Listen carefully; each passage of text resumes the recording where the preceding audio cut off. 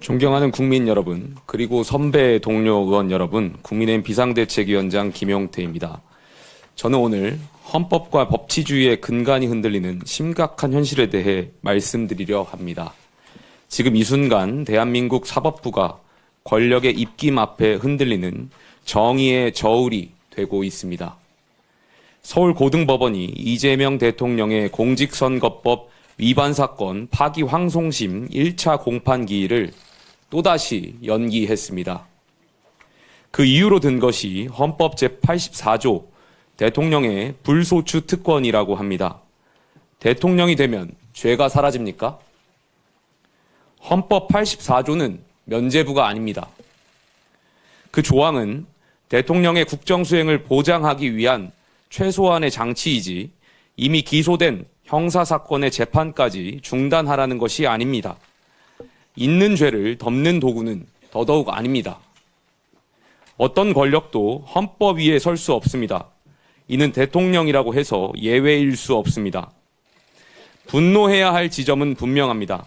지난 5월 1일 대법원 전원합의체가 이 사건을 유죄 취지 파기환송했고 이에 따라 서울고법은 지난 15일 첫 공판을 열겠다고 밝혔습니다.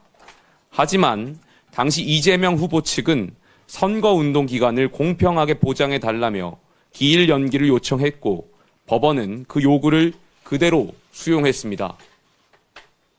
이번에 또 미뤘으니 법원 스스로 통치 권력의 눈치를 보고 있다고 자인한 것이나 다름없습니다.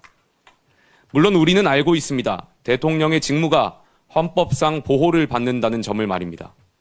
하지만 오늘 서울고법의 판단은 한마디로 사법의 유예입니다.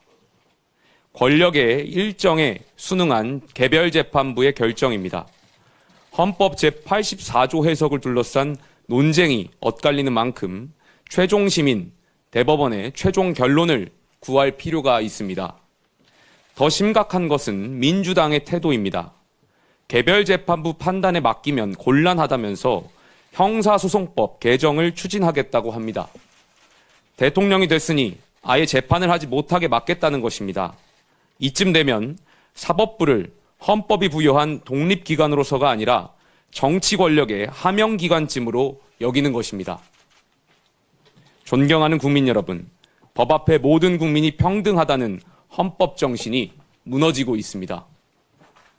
이재명 대통령은 유권자를 기만한 혐의로 대법원에서 유죄 취지 판결을 받았습니다. 그런데 대통령이 됐다는 이유 하나로 이 사건을 심리하지 않는다면 그게 과연 사법 정의에 맞습니까? 죄 있는 권력자는 법망을 피해도 괜찮다는 뜻입니까?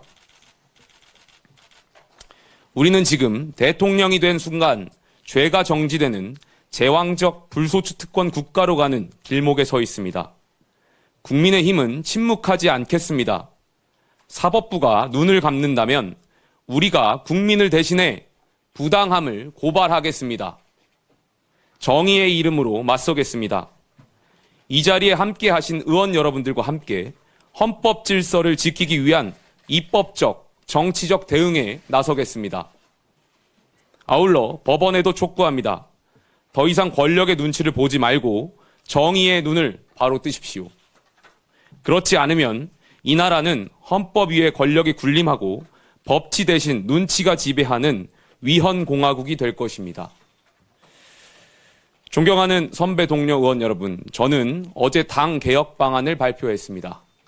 이대로 당이 무너지는 것을 젊은 정치인으로서 보고만 있을 수 없기에 국민과 당원께 책임 있는 개혁안을 말씀드렸습니다. 어제 개혁안에 대해 다양한 의견이 있고 심지어는 제 개인 신상에 대한 비난이 있다는 것도 잘 알고 있습니다. 제가 여기 계신 의원분들 중에 나이로는 막내지만 비상대책위원장이라는 지도자답게 의원님들의 다양한 생각을 품고 희망을 녹여내겠습니다.